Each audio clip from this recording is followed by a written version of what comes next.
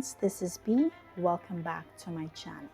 Today we're going to talk about fountain pens for beginners or anybody who's curious about them or don't know where to start. The stationery community is continuously growing, and because of that, more and more people are exposed to pens, and I find that when it comes to pens, specifically fountain pens, it is the most expensive when it comes to price points. For context, I started my fountain pen journey back in 2019.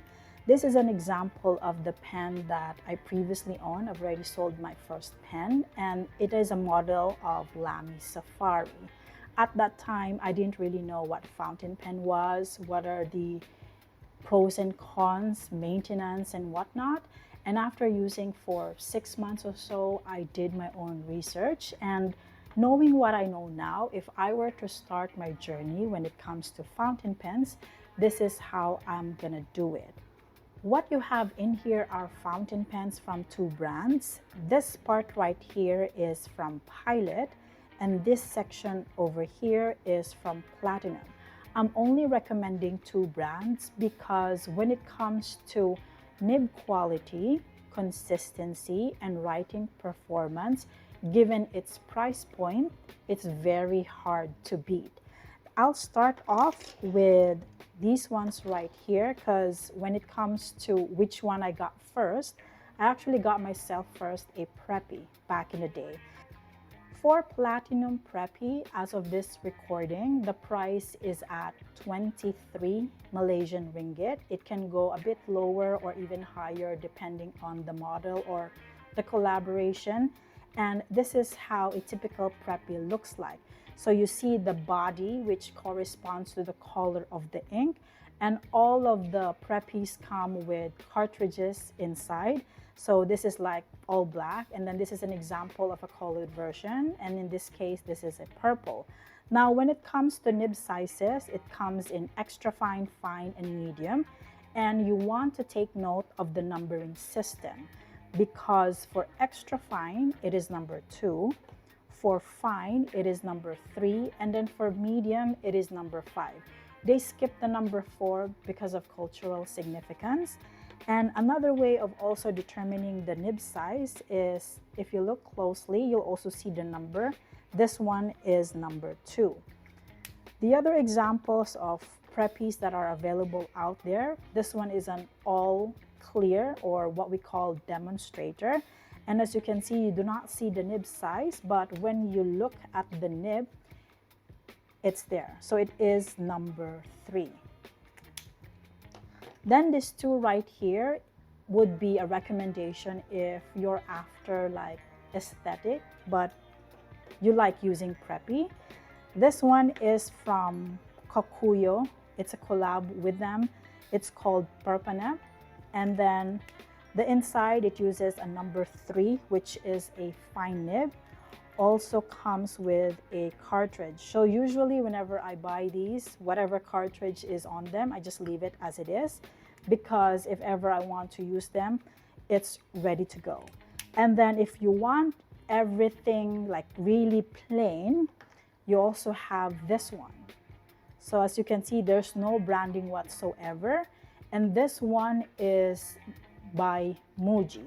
So Muji fountain pens, they use a Platinum Preppy nib, which is also a fine, and it also comes with a cartridge. So usually once it's finished, I leave it like this, and then I just ink with whatever ink that I like.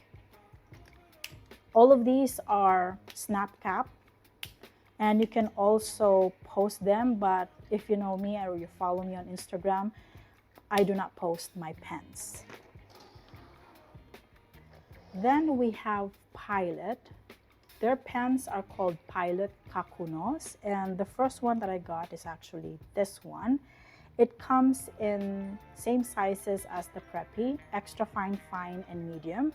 And for the price, these ones right here are priced at 37 Malaysian ringgit. It can be lower depending on where you get it.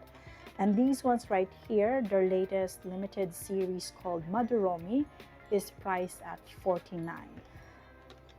for the nib, you can easily determine them because you don't have to remember any numbering system. And for how it looks like, it's actually different facial expressions. So this one is an extra fine, this is a fine, and then this one, hopefully you can see, is a medium.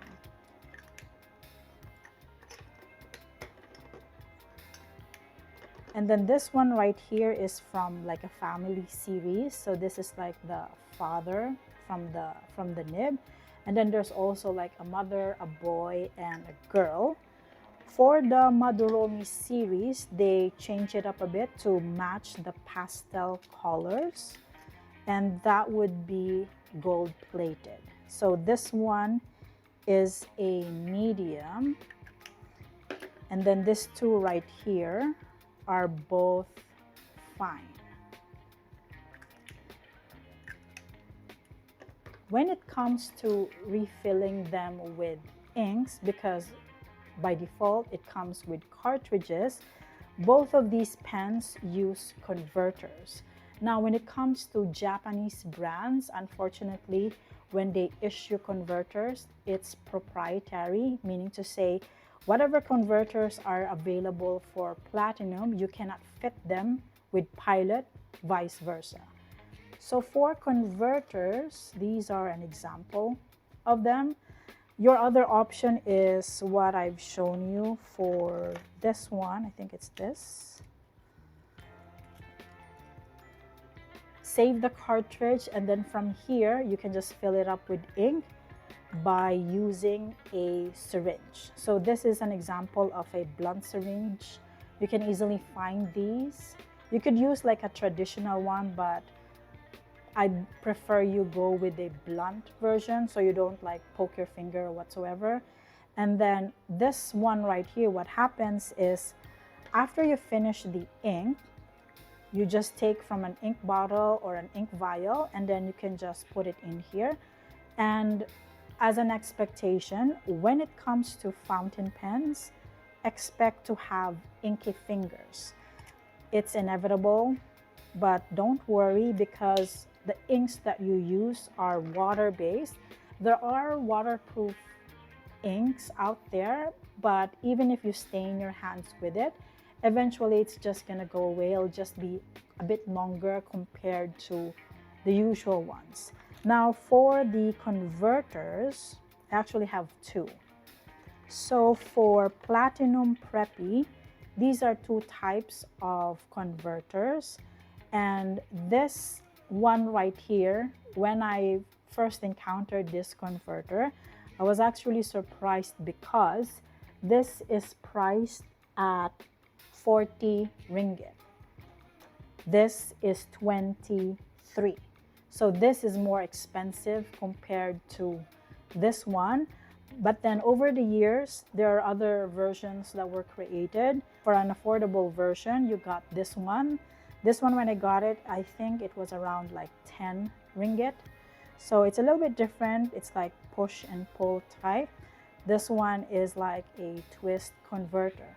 What I actually like with Platinum is that these converters will also fit their expensive pens. So as an example, what I have in here is a Platinum Century 3776 called Silhouette.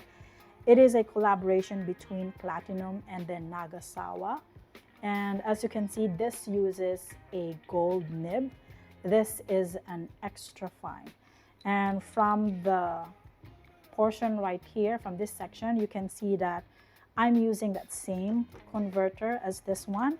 And even if I try to use the cheaper version, it also fits as well. And I think people who are using fountain pens for a while would agree that when it comes to converters, Platinum is like top of the list.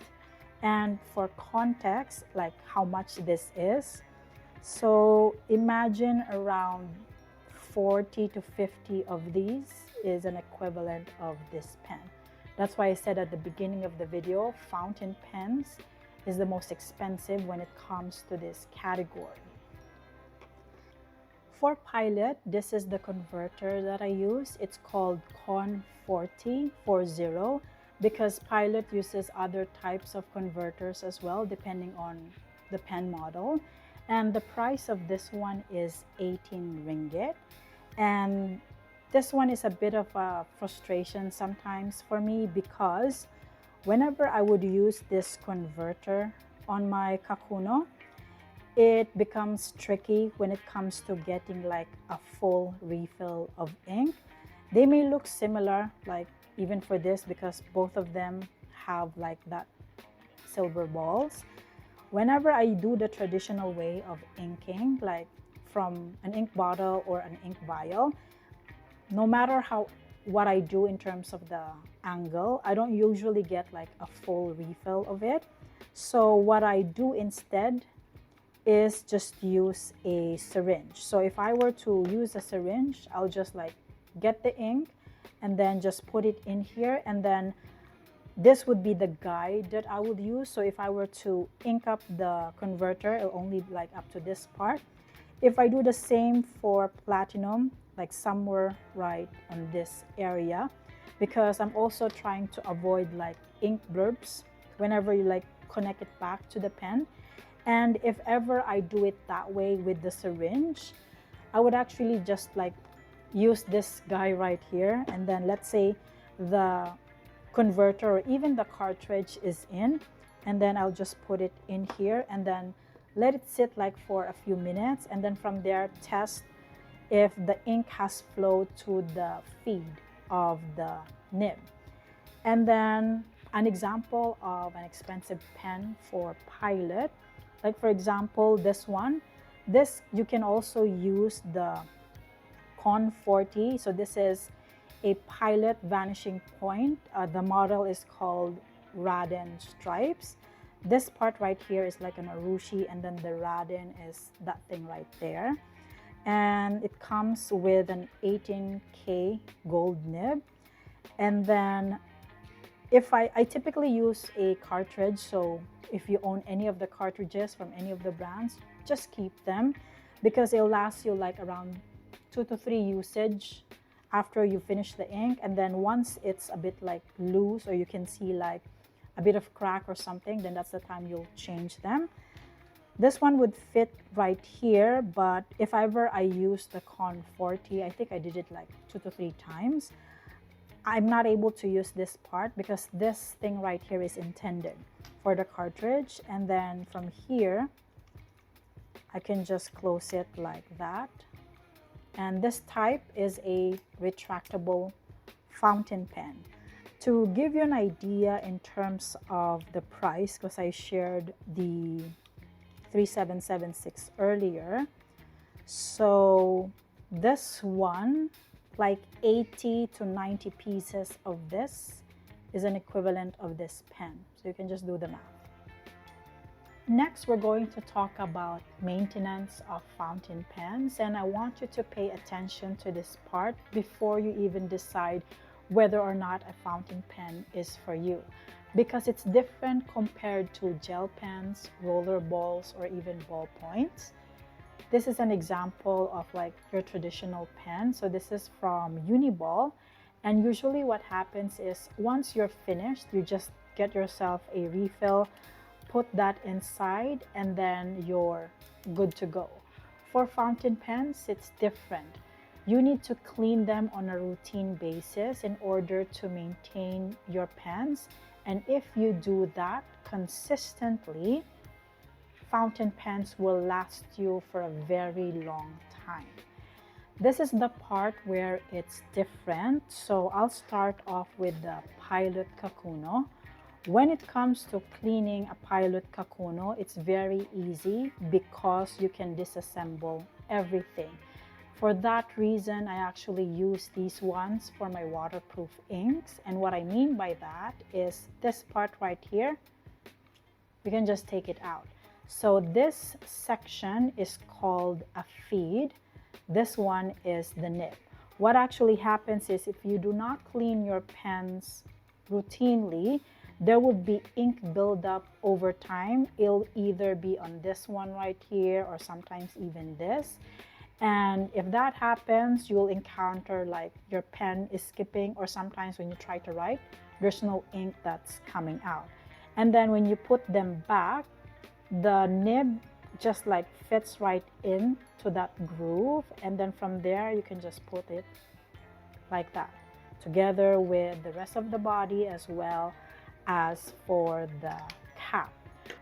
Then for preppy, you can only disassemble this at a certain extent. So this part right here, and then this thing, unlike the kakuno, this one is in place, which means you cannot remove them.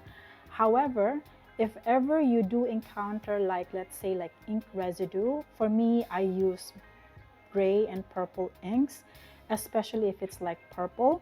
What I would do is I can actually take the nib section part out, and then this one I will just put like in a small vial submerged in water, leave it overnight, and that typically solves the problem. And then from there, once it's dry, so from the top it looks like this, you can just slide it back in together with the rest of the body. So at least from here, you get to decide, like in terms of the cleaning aspect, would you go for something that you can disassemble everything or like partial? It's up to you. No matter whichever fountain pens that you use, when it comes to the cleaning part, if you're not sure, you can always ask your retailers or even the manufacturers themselves. And if you have any questions or anything at all about fountain pens, or even for these ones, just comment down below. Thank you so much again for watching. I'll see you on the next one.